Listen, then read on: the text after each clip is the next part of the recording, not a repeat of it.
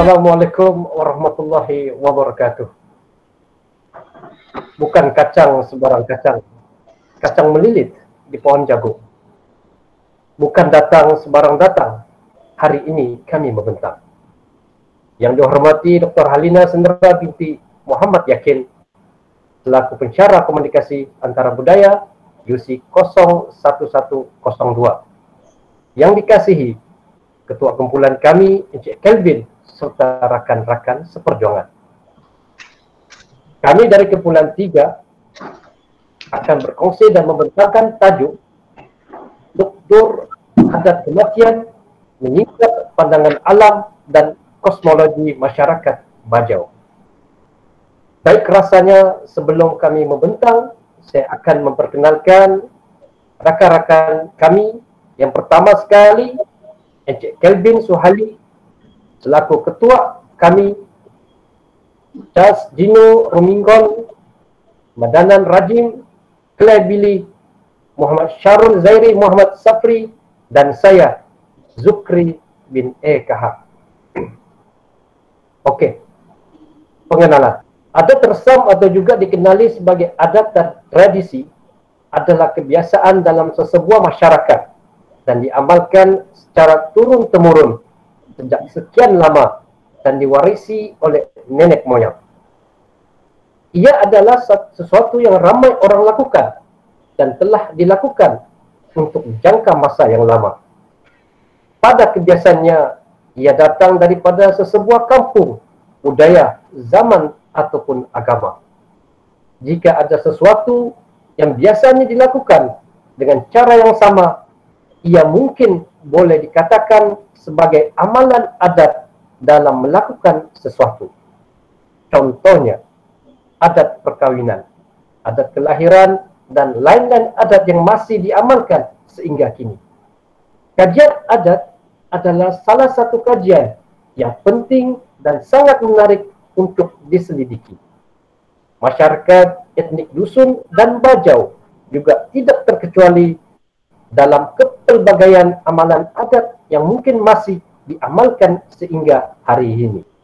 Objektif membuat ulasan seperti memberi pandangan mengenai buku struktur adat kematian menyingkap pandangan alam dan kosmologi masyarakat bajau, mengenal pasti dan menerangkan konsep berhubung komunikasi budaya dan komunikasi antara budaya yang terdapat dalam buku struktur adat kematian menyingkap pandangan alam dan kosmologi masyarakat bajau.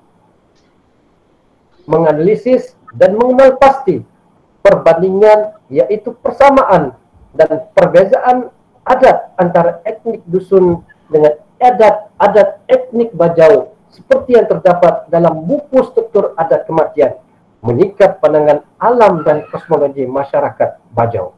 Kaedah kajian penelitian buku struktur adat kematian, yaitu menyingkap pandangan alam dan kosmologi masyarakat bajau.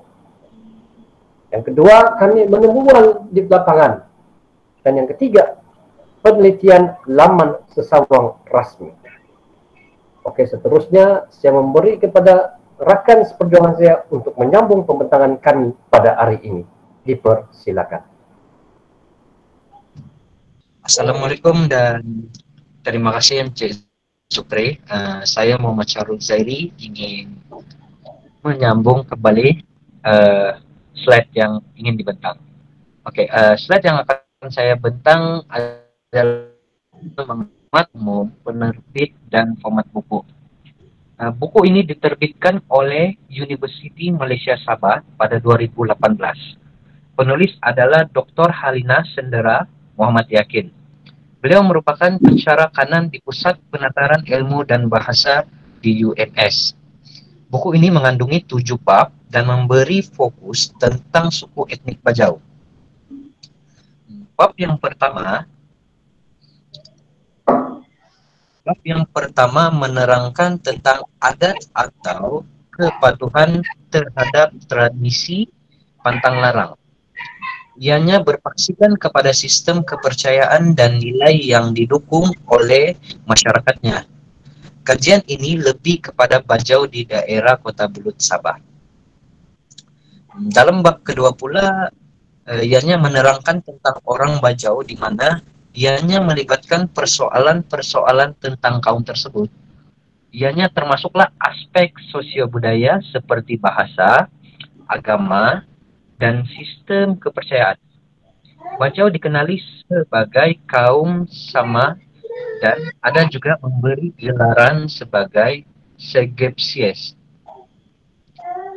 Dalam bab ketiga menerangkan tentang amalan dan ritual sebelum dan semasa penghubungan kaum Bajau. Berdasarkan buku tersebut, ketika kematian berlaku secara semula jadi seperti pengulangan, bunuh diri, dan kematian yang sudah dijangkakan.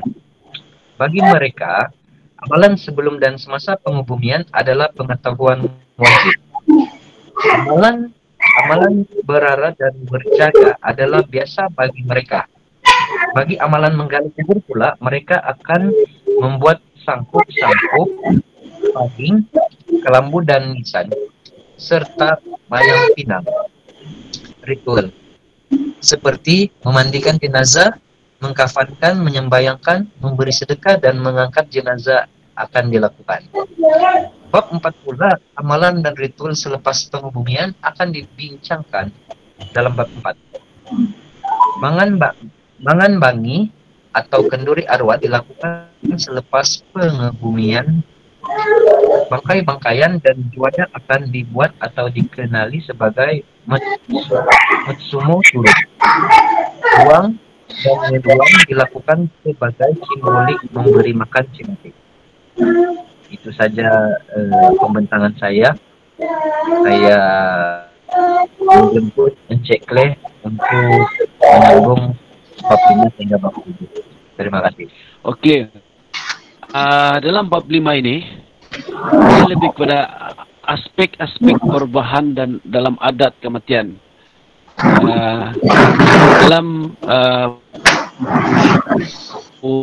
perubahan dalam aspek-aspek budaya masyarakat Bajau, perubahan adat yang sangat bersangkut kepercayaan agama, komunikasi antara perlakuan budaya dan amalan lain seperti konsep siar, pasuk, mayang pinang, lontaran tanah, guris, dan sebagainya, yang mana masyarakat Bajau pada ketiga ini lebih kepada kepercayaan pengaruh Islam dan biasa kehidupan harian. Seterusnya dalam membicara tentang bab 6 ini, kita dapat lihat masyarakat Bajau menggambarkan bahwa dunia ini terbagi kepada alam nyata dan alam gaib. Ini merupakan kepercayaan animisme. Dalam masa yang sama, penulis menjelaskan bahwa kepercayaan orang Bajau mengenai makhluk supernatural seperti jomo halus, moron, kokok galap, balan-balan, mangat, jin, ros, mangat, embu, dan sebagainya. Dan hasil daripada kepercayaan ini, maka ritual kematian seperti perbuatan guris, penyidikan akafik, kematian sebagai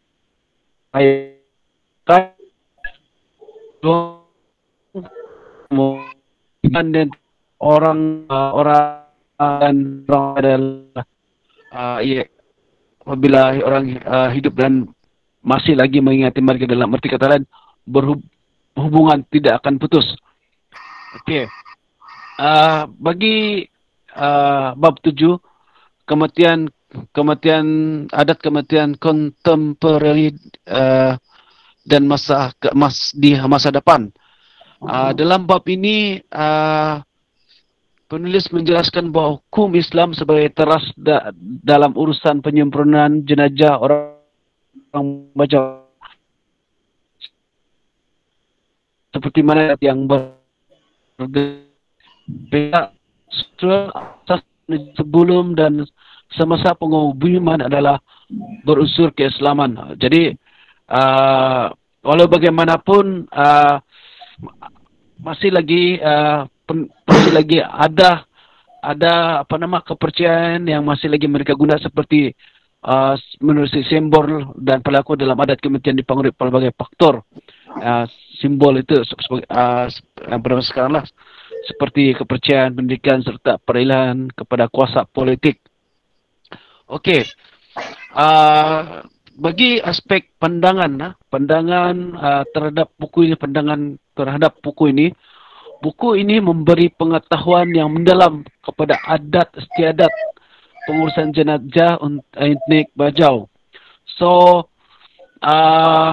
ia menggambarkan bahawa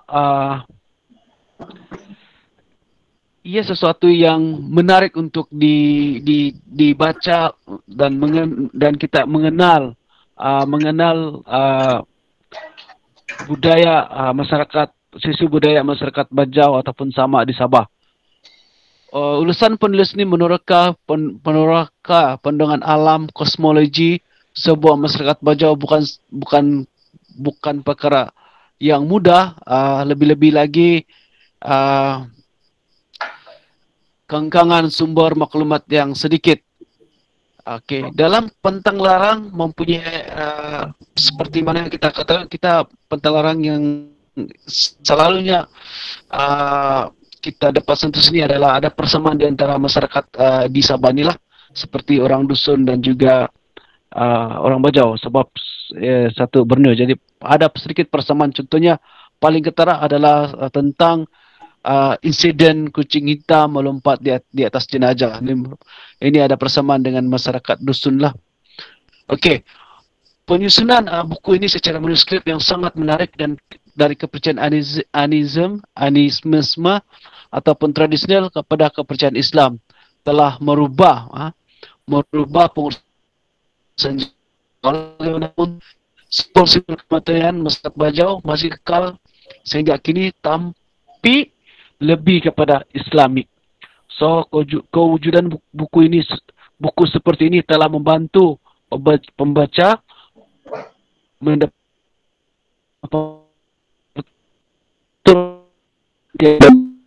jadi seterusnya saya sarankan pembentangan tersebut mengenai kami punya tugasan pada hari ini ataupun tugasan ini kepada pembentang seterusnya. Oke, terima kasih sahabat Cekle. Saya akan membentangkan konsep komunikasi budaya dan komunikasi antara budaya, dan terdapat beberapa konsep, dan konsep yang pertama adalah konsep agama dan sistem kepercayaan, dan konsep adat istiadat, konsep organisasi sosial, konsep bahasa, konsep kematian, dan konsep tradisi. Berhubung dengan konsep agama dan sistem kepercayaan, penelitian dari segi aspek agama dan sistem kepercayaan mendapati bahwa orang Bajau adalah suku etnik pribumi di Sabah yang sinonim dengan agama Islam. Tinjauan literat bahwa terdapat pelbagai teori tentang penyebaran Islam di Sabah, terutamanya yang berkaitan dengan tarik sebenar dan pihak yang bertanggung jawab menyebar Islam di Sabah. Sumber lain juga ada mengatakan bahwa sejarah pengislaman orang Bajau di Kota Belud mungkin boleh disusuri daripada sejarah pengislaman Awang Alak Batatar yang dipercayai keturunan Bisaya dan merupakan seorang raja Borneo, yaitu di Brunei lah. Dan beliau ini adalah yang orang pertama memeluk Islam pada tahun 1368. Walaupun tidak dapat diketahui kepastian dengan tepat sejak bila masyarakat Bajau di Kota Belud ini menerima Islam, akan tetapi realitinya masyarakat Bajau di daerah ini sebenarnya beragama Islam. Bermakna majoriti masyarakat di Bajau, masyarakat Bajau di Kota Belud ini adalah menganut agama Islam. Dan konsep yang kedua adalah konsep adat istiadat. Konsep adat istiadat ialah seperti mana masyarakat lain Orang Bajau juga mempunyai adat istiadat khususnya yang menyentuh 3 adat besar, yaitu kelahiran, perkawinan, dan kematian. Contohnya dalam adat kelahiran, terdapat beberapa upacara tertentu yang akan dilaksanakan oleh orang Bajau Kota Belud, yaitu bergunting rambut, itu bercukur, adat sunat ataupun berkatan, dan adat timbang, dan adat nitikan anak. Seterusnya, konsep ketiga adalah organisasi sosial. Masyarakat Bajau di Kota Belud ini dalam aspek sistem organisasi sosial Bajau, satu perkara yang menarik untuk dijelaskan ialah keberadaan sistem hierarki ataupun stratifikasi sosial dalam budaya Bajau. Diskusi yang menyentuh tentang sistem stratifikasi lazimnya dihubungkan dengan masyarakat India, tetapi tidak hanya terbatas kepada masyarakat inilah, yaitu yang sangat populer dengan sistem kasta, yaitu satu bentuk kelas sosial ataupun perbezaan strata berdasarkan keturunan dan kekayaan yang bersifat endogenik, yakni diwarisi sepanjang hidup dari satu generasi kepada satu generasi, bermakna dia macam secara turun-temurun lah. Ini adalah contoh sebelum kedatangan agama Islam, konteks hubungan antara budaya dengan masyarakat luar, khususnya masyarakat Jawa yang pernah berhijrah ke Borneo pada satu masa dahulu, dan masyarakat Melayu di semenanjung Tanah Melayu, yang menyebabkan sistem pemikiran bertunjangkan kosmologi Hindu dan sedikit sebanyak telah menular dalam pemikiran masyarakat Nusantara. Dan ini juga adalah termasuk seperti masyarakat Bajau yang ada di Kota Belud Sabah ini, yaitu antaranya adalah pemikiran yang berteraskan perbezaan darjat. Orang Bajau dikategorikan berdasarkan 4 tingkat ataupun strata sosial ini, yaitu golongan Jomosepu ataupun Datu, dan ini adalah golongan yang paling antara golongan hierarki yang paling tertinggi lah di antara semua ini. Dan selain itu juga kita ada Jomowau, Jomopitu, dan Pinoto. Dan juga terdapat hanya 2 kumpulan etnik di Sabah sahaja yang memiliki gelaran Datu, yaitu masyarakat Iranun dan Bajau. Seterusnya, konsep yang keempat adalah konsep budaya. Dari sudut linguistik, bahasa Bajau secara universalnya dikelompokkan sebagai rumpun bahasa Austronesian di Sabah, dan bahasa Bajau ini dapat diklasifikasikan kepada 2 pecahan dialek berdasarkan 2 lokasi utama penempatan Bajau, yaitu yang berada di pantai timur dan pantai barat Sabah. Dan manakala kita tumpukan kepada pantai barat Sabah, yaitu di kawasan Kota Belud. Dan secara umumnya kesemua masyarakat Bajau di pantai barat Sabah termasuk daerah Kota Belud ialah penutur bahasa yang diistilahkan sebagai bahasa sama, karena selain Bajau, perkataan sama sebenarnya merujuk kepada nama bangsa masyarakat ini dari zaman sebelum pra-kolonial sehingga kini. Dan konsep yang seterusnya adalah konsep kematian. Tiap-tiap yang hidup akan menemui kematian, namun tidak diketahui masa, tempo, dan tempatnya.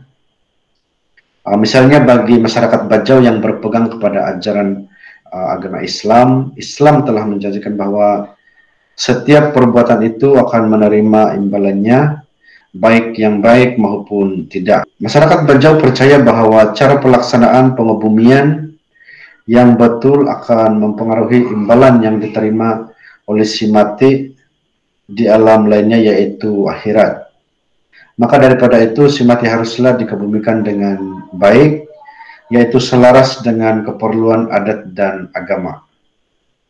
Tanggung jawab untuk menguruskan hal ehwal si mati terserah kepada keluarga dan kaum kerabat terdekatnya. Kebaikan yang dilakukan oleh mereka untuk si mati akan diterima oleh si mati di akhirat. Bertitik tolak dengan kepercayaan inilah maka orang Bajau sangat teliti dalam pelaksanaan ritual kematian dari awal sehingga akhir. Mereka beranggapan si mati akan menerima kesenangan di alam lainnya, itulah merupakan amalan jariah terakhir mereka buat si mati. Demikian saja kepercayaan. Ini adalah kepercayaan bagi konsep kematian bagi masyarakat Bajau. Dan konsep yang terakhir adalah konsep tradisi. Yaitu tradisi adalah amalan yang diperuntukkan oleh nenek moyang kepada generasi yang lainnya, sehingga kan ianya masih diamalkan pada ketika ini. Dalam konteks kematian masyarakat Bajau, ritual kematian dianggap sebagai tradisi karena sehingga hari ini amalan berkenaan dipraktikkan dalam upacara tersebut. Dengan arti kata lain, adat adalah amalan tradisi yang diperuntukkan dari satu generasi kepada generasi yang lain. Konsep tradisi ini sangat berkait rapat dengan kepercayaan, nilai, dan mentaliti masyarakat berkenaan. Nah, setiap etnik sudah tentu mempunyai tradisinya tersendiri, sama ada merangkumi sosial budayanya, politik, dan ekonomi.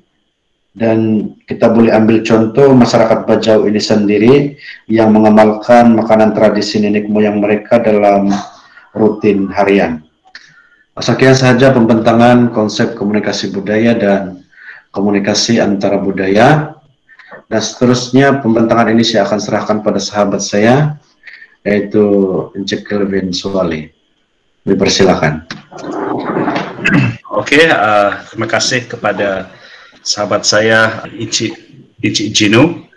Ya, saya akan menyambung untuk hasil kajian, yaitu berkenaan dengan etnik dusun, dan kami juga akan membentangkan tentang apakah etnik dusun dari segi kepercayaan dan juga adat istiadat masyarakat etnik dusun di Sabah. Oke, sedikit tentang latar belakang etnik dusun Sabah. Suku kaum dusun ini merupakan satu etnik yang terdapat di negeri Sabah, dan ianya merupakan sebuah kaum yang paling besar di Sabah. Dan sehingga hari ini masyarakat ini percaya berpegang kepada adat resam dan juga undang-undang nenek moyang mereka, walaupun telah berlaku perubahan pada ketika ini. Dan ada juga yang masih mengamalkan ataupun mengutamakan kinerahingan dalam kehidupan harian mereka, termasuklah mengamalkan sogit atau denda yang dikenakan kepada pesalah, dan ianya akan dilaksanakan oleh ketua kampung, dan sehingga hari ini dia masih ada. Menurut Pelan 1983 mencatatkan bahwa adat dan upacara yang diamalkan oleh masyarakat dusun di Sabah adalah sedikit berbeza, ya, walaupun darjah persamaannya agak menakjubkan, memandangkan kemunduran sistem perhubungan antara kelompok masyarakat tersebut yang tinggal di kawasan pedalaman dan masih berjauhan. Oke, next. Oke, seterusnya saya akan menerangkan serba sedikit tentang adat perkawinan etnik dusun. Ia terdiri daripada 4, ya, sama juga seperti adat-adat perkawinan, ya, etnik di Malaysia. Dia itu terdiri daripada meresik, meminang, bertunang, dan juga majelis perkawinan. Oke, untuk meresik, sebelum sesuatu upacara perkawinan dilangsungkan, seperti kebiasaannya lah, ada pihak yang kedua-dua pihak ini akan mengatur segala persiapan yang diperlukan, yaitu dia akan menyediakan cincin, dan cincin ini akan menjadi satu tanda peminangan daripada pihak lelaki. Jadi sebelum peminangan dibuat, pihak lelaki akan melantik seorang wakil ataupun orang tua wakil yang akan mewakili keluarganya nanti. Dan selepas itu upacara meresik akan dijalankan. Oke, seterusnya meminang. Dalam masyarakat dusun, apabila kedua ibu bapa perempuan ini mendapati resikan itu boleh dipertimbangkan, maka mereka akan menentukan hari ataupun bagi wakil pihak lelaki untuk membawa cincin cincin cincin pusaka yang biasanya diperbuat daripada tembaga, dan cincin itu dikatakan digelar sebagai cincin menanti mimpi. Dan cincin itu mengikut kepercayaan mereka mestilah dibawa pada waktu pagi. Oke, seterusnya bertunang. Setelah selesai meresik, meminang, maka tibalah bertunang, di mana ibu bapak perempuan dia akan memanggil wakil pihak lelaki, memberitahu tentang keputusan mimpi mereka. Jadi ketika itu juga lah cincin yang digunakan untuk menanti mimpi tadi itu dipulangkan, dan waktu itu wakil lelaki diberitahu sama adah boleh bertunang dan mestilah membayar sogit kepanasan mimpi, karena mimpi yang tidak baik ataupun buruk itu boleh dibaiki ataupun tidak boleh bertunang karena mimpi buruk itu. Jadi kalau mimpi baik boleh bertunanglah, kalau mimpi tidak baik maka tidak boleh bertunang ataupun boleh dikenakan sogit kepanasan. Ini salah satu kepercayaan masyarakat dusun. Oke, selepas bertunang itu selesai, maka kalau boleh berkawin, hantaran kawin akan dijalankan. Jadi hantaran itu biasanya daripada berbagai jenis makanan adat untuk adat istiadat dan juga barang untuk memperteguhkan semangat. Ya, jadi barang hantaran itu mestilah yang akan meneguhkan memperteguhkan semangat, dikenali sebagai tasor. Ya, jadi tasor ini adalah tempat pinang yang diperbuat daripada tembaga ataupun perak, dan tasor ini mestilah dibawa oleh pengantin pada hari perkawinan. Jadi alat untuk adat istiadat pula dinamakan sebagai dalam bahasa dusun tinokol, yaitu terdiri daripada canang, gong, tajau atau tempayan, dan jumlah yang akan ditentukan oleh derajat oleh orang yang berkawin itu. Jadi maksudnya kalau derajat dia tinggi maka nilai itu akan lebih tinggi dan sebagainya. Jadi barangan semua ini mestilah dijalankan pada hari perkawinan, dan begitu juga dengan jenis makanan, sama ada babi ataupun kerbau, bergantung kepada kemampuan keluarga tersebut. Jadi itu adalah sedikit tentang kepercayaan adat perkawinan etnik dusun. Oke, next. Oke, mari kita ke adat kematian, ya, serba sedikit, dia agak panjang tetapi kita coba pendekkan. Oke, dia terdiri daripada dua, yaitu upacara pemisahan dan juga upacara pembersihan. Jadi apa itu upacara pemisahan? Upacara pemisahan ini ialah sebaik sejak kematian berlaku, amalan pemisahan mesti dibuat. Jadi maksudnya masyarakat dusun ini percaya bahwa kematian ini akan mengundang roh jahat. Jadi si mati ini mesti dikebumikan secepat yang mungkin, melambangkan bahwa si mati itu bukan lagi sebahagian daripada keluarga. Oke, jadi ada beberapa dibawa dalam upacara pemisahan ini, ada beberapa seperti misalnya momogabong. Momogabong ini adalah satu istilah di dalam bahasa dusun yang dipanggil sebagai upacara pengebumian. Yaitu pada tahun 1930-an, dalam adat pengubian, masyarakat dusun menjalankan upacara megihad, ataupun mereka akan menangisi si mati ini sambil memukul-mukul lantai yang diperbuat daripada bambu di sekeliling mayat. Dan benda perkara ini akan diulang berkali-kali, ya, sampailah lantai rumah ini rusak dan mayat jatuh ke tanah, dan seterusnya dia akan dijadikan kubur. Jadi semua ahli keluarga akan segera meninggalkan rumah itu sebab dipercayai roh jahat akan membawa balah kepada mereka. Oke, seterusnya adalah megihad. Megihad ini bermaksud menangisi si mati.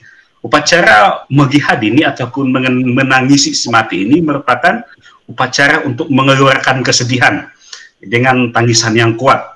Jadi banyak perspektif yang melihat upacara ini, di mana yang pertama ialah hanya orang yang berumur sahaja yang akan melakukan upacara ini. Jadi biasanya orang yang berumur ini akan melakukan upacara megihad ataupun menangisi si mati sebagai salah satu kesedihan mereka akibat kepada yang berlaku kematian itu tadi.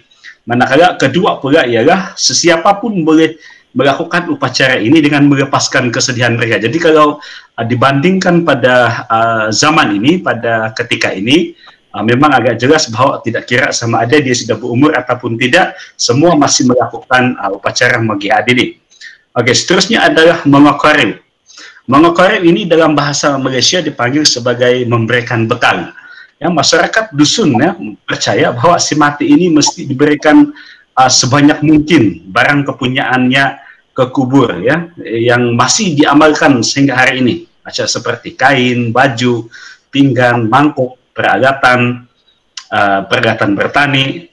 Sebab kenapa? Tujuannya adalah mereka percaya bahwa ini akan memudahkan nanti bila dia berada di dalam kehidupan si mati di dalam alam yang seterusnya.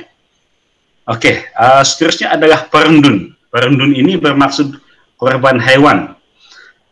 Perendun ini merupakan satu upacara penyembelihan hewan untuk pergi bersama si mati di dunia yang baru. Maksudnya nilai hewan yang disembelih ini melambangkan status kekayaan si mati semasa hidupnya. Seseorang yang mungkin kaya, dia akan disembelihkan banyak lah. Kalau yang tidak, yang mungkin tidak miskin itu mungkin dia hanya akan tidak sebanyak daripada berdasarkan derajat. Itulah jadi maksudnya dia akan melepaskan upacara pergi bersama itu. Oke, seterusnya adalah memisok. Memisok ini ataupun dikenali sebagai bergelap ataupun memadamkan lampu ialah pada malam pengebumian itu satu upacara akan ditutup, lampu akan diadakan. Jadi upacara ini dikenali sebagai memisok. Semua barang-barang kepunyaan si mati yang tidak bawa di kubur itu dikumpulkan di satu sudut di ruang tamu, dan semua ahli keluarga akan duduk di kawasan ruang tamu, dan seorang memelian yakni bomoh, yang biasanya wanita yang dia juga disebut sebagai bebelian ataupun bebelian akan memulakan upacara renite ataupun mantra, di mana dia akan memanggil roh si mati untuk mengambil balik barang-barangnya itu. Ya, seterusnya adalah popotengkian ataupun memisahkan atau memupus. Popotengkian ini adalah dalam bahasa Malaysianya dipanggil sebagai memisahkan. Memupus ini adalah bermaksud sebagai mengakhiri, yaitu pada hari yang ketiga merupakan fasah terakhir dalam upacara pemisahan. Satu upacara dipanggil popotengkian, dia akan memisahkan ataupun dia akan mengakhiri yang akan dilakukan oleh bebelian untuk memastikan roh si mati itu dia tidak akan balik lagi kepada keluarganya nanti. Sebab kalau dia balik, dia dipercaya akan menyebabkan berlakunya penyakit. Jadi sekiranya si mati seorang kanak-kanak, upacara ini mesti dilakukan terhadap ibu bapaknya untuk memutuskan ikatan antara anak dan ibu bapak. Oke, seterusnya adalah popotingkod de puod. Ya, maksudnya adalah memisahkan puod. Yaitu sekiranya si mati ini meninggalkan balu, upacara popotingkod de puod akan dijalankan terhadap si balu yang ditinggalkan. Kenapa ini penting? Sebab balu yang baru kematian suami atau istri akan mendapat puod. Puod ini merupakan seakan-akan racun ataupun bias yang akan dibawa oleh balu si mati. Jadi puod ini bukan sahaja membahayakan dirinya sendiri, tetapi juga orang yang berada di sekitarnya. Oke, seterusnya adalah tatabasan dasunsuyan. Tababasan dasunsuyan ataupun dipanggil sebagai memutuskan jambatan. Memutuskan jambatan ini dalam bahasa Malaysia, dan ia merupakan satu bahasa kiasan yang melambangkan pemisahan antara orang yang mati dan yang hidup. Oke, seterusnya adalah mangangkib. Mangangkib ini bermaksud memberikan tanah bercucuk tanam, yaitu masyarakat etnik dusun percaya pada hari ketiga satu upacara penting dilakukan sebagai mangangkib. Jadi bagi masyarakat petani, memberikan sebahagian kebun tanaman kepada si mati akan dilakukan. Kenapa dia dibuat? Sebab mereka percaya bahwa si mati akan membawa semua harta dan aktiviti ke dunia seterusnya. Dan salah seorang ahli keluarga ke rumah untuk melaksanakan upacara ini. Oke, next. Seterusnya adalah upacara pembersihan. Selepas pembukaan tadi adalah upacara upacara pemisahan, dan seterusnya adalah upacara pembersihan. Oke, ini ada ini. Apa itu upacara pembersihan? Upacara pembersihan adalah setelah selesai upacara pemisahan itu, upacara pembersihan melibatkan amalan-amalan untuk menghalau roh-roh jahat dan mengembalikan semangat ahli keluarga yang akan menyusul. Oke, jadi antaranya adalah mangau. Mangau ini adalah menggunakan abu ataupun mongotomo ataupun menggunakan daun hijau, yaitu amalan mangau dan mongotomo ini dianggap sangat penting dalam upacara pembersihan.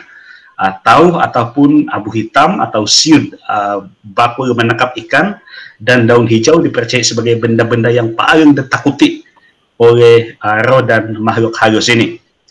Oke, seterusnya adalah silau dan bidau.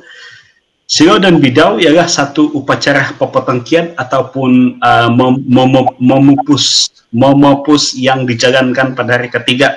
Silau dan bidau yaitu sejenis tumbuhan yang seakan-akan galang digunakan untuk penopu ataupun penyapu.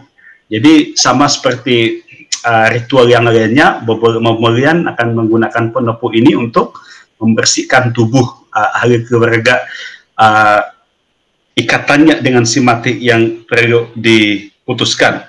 Seterusnya adalah meninang desunduan ataupun dalam bahasa Malaysianya adalah memanggil semangat.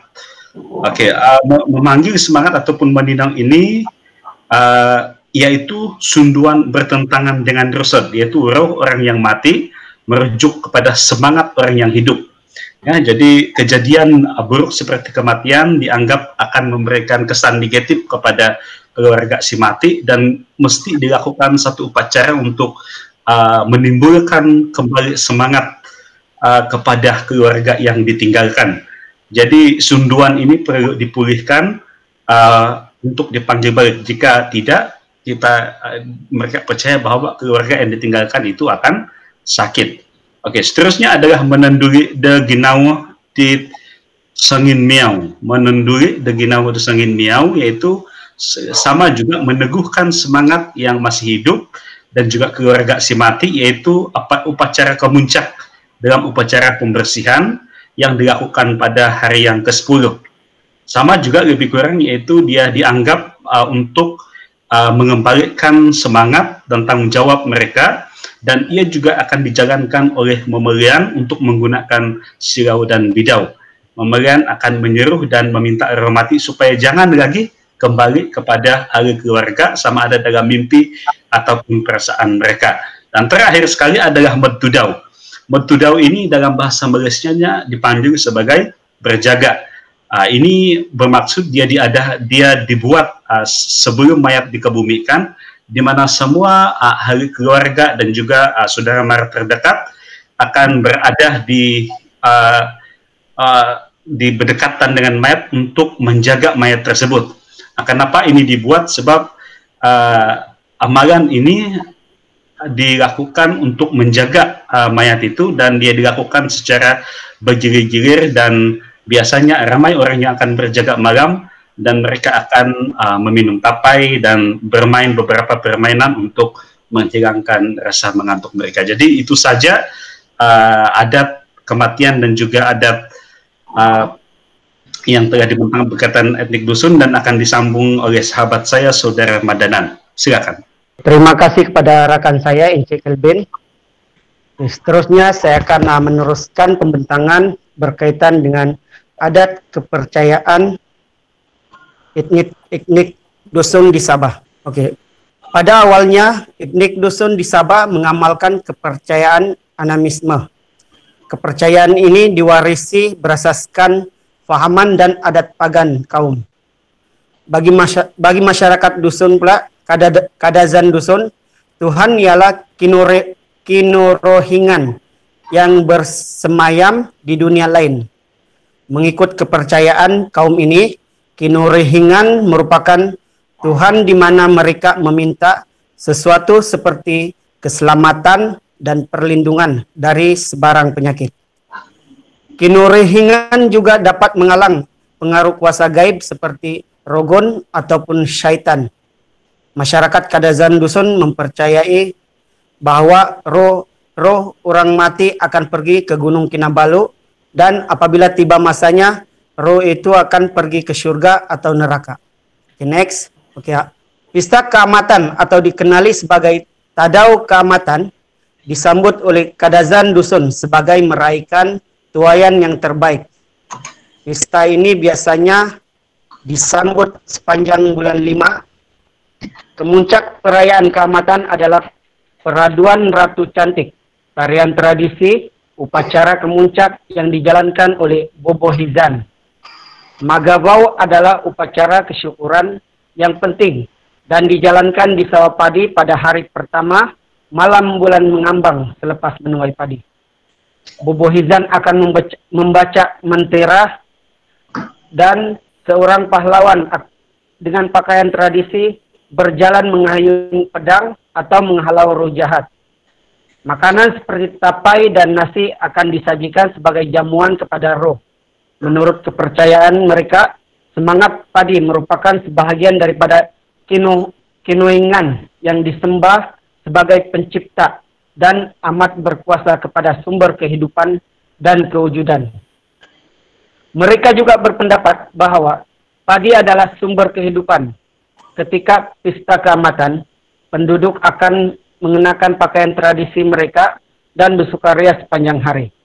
Minuman tapai atau yang dikenal sebagai arak beras dihidangkan sebagai minuman istimewa, dan para penduduk akan menyapa sesama mereka dengan ucapan Kopobosian Tadau Keamatan yang bermaksud selamat hari menuai. Okay, next. Berikut adalah persamaan adat kematian antara etnik dusun dan juga etnik Bajau. Mengikut kedua-dua etnik ini, apabila berlakunya kematian, si mati haruslah dikebumikan dengan segera. Karena apabila pengebumian lambat, ia dipercayai mengundang kehadiran roh jahat. Begitu juga dengan etnik Bajau. Mereka dipercayai pengebumian haruslah dilakukan segera setelah ritual dan amalan diselesaikan dijalankan. Dalam penjagaan jenazah atau Modtudau dalam etnik dusun, ia merupakan satu amalan yang akan dilakukan bertujuan agar semua saudara mara dan sahabat handai si mati dapat melihat jenazah ahli keluarga yang meninggal, dan juga dilakukan untuk memberi ruang kepada orang yang bertanggung jawab untuk melakukan ritual kematian. Bagi etnik Bajau pula, pada malam tersebut jenazah akan dibaringkan di atas perbaringan atau katil dan sebentuk cincin akan diletakkan di atas pusatnya, manakala cermin akan diposisikan di atas kepalanya, bertujuan menakutkan dan menjauhkan daripada mangat, yaitu orang yang mengamalkan ilmu-ilmu hitam. Bagi etnik Bajau, mereka akan mengkabarkan keadaan si mati sebelum kematian, dan sekiranya ada bukti kukuh bahwa mangsa sakit penat dan mempunyai peluang yang tipis untuk sembuh. Manakala bagi etnik dusun, mereka akan mengkabarkan kematian selepas si mati mengembuskan napas yang terakhir dan mempunyai bukti yang kukuh sudah meninggal dunia. Bagi etnik dusun, mereka akan mengebumikan jenazah sesekali dengan barangan si mati seperti kain, baju, pinggan, mangkuk, peralatan, serta semua barangan pribadi. Ini karena mereka percaya bahwa perbuatan ini akan memudahkan hidup si mati pada alam yang seterusnya, manakala etnik Bajau tidak melakukan hal sedemikian. Bagi etnik Bajau, ritual memandikan jenazah adalah diamalkan di mana pemandian jenazah ini dilakukan oleh 4 orang yang telah ditugaskan dengan tugasan yang berlainan berbanding etnik dusun tidak berbuat demikian. Dalam etnik Bajau, ritual menyembayangkan dan amalan pemberian sedekah adalah diamalkan. Manakala etnik dusun pula mengadakan pengorbanan haiwan di mana berlaku upacara penyembelian haiwan untuk pergi bersama si mati ke dunia yang baharu. Dalam proses pengebumian, etnik Bajau menggunakan sangka-sangka atau ringga-ringga yang berfungsi sebagai keranda yang dibuat khas bergantung kepada kemampuan keluarga si mati. Sangka ini bertujuan mengusung si mati di tanah perkuburan, dan ahli keluarga si mati juga akan dipertanggungjawabkan untuk menggali tapak kubur. Etnik dusun pula menggunakan tajau, yaitu sejenis tajau yang besar yang akan meletakkan mayat dalam posisi duduk dan ditanam. Selepas pengebumian dibuat, etnik Bajau akan mengadakan mangan bangi, yaitu secara konsepnya satu tempoh perkabungan yang diadakan untuk memperingati pemergian si mati dan sebagai satu penghormatan kepada si mati. Manakala masyarakat dusun pula akan mengadakan upacara pembersihan, di mana upacara ini akan melibatkan amalan menghalau roh-roh jahat. Etnik dusun percaya kuasa roh jahat ini perlu diusir segera selepas pengebumian. Oke, seterusnya penutup. Saya serahkan kepada rakan saya, Inci Zukri. Terima kasih diucapkan kepada rakan saya, Cemilan, dan rakan-rakan sependengar yang lain. Oke, penutup. Kajian ulasan buku dan aplikasi kajian komunikasi antara budaya yang telah dibuat ini dijalankan dengan baik dan memuaskan. Sumber-sumber rujukan telah digunakan dan diteliti sebaiknya dalam menghasilkan kajian yang baik. Maklumat yang telah kami perolehi telah banyak dan kami harapkan akan memberikan pendedahan serta memberikan ilmu pengetahuan yang baru kepada kami dan pihak PLAM sendiri nanti.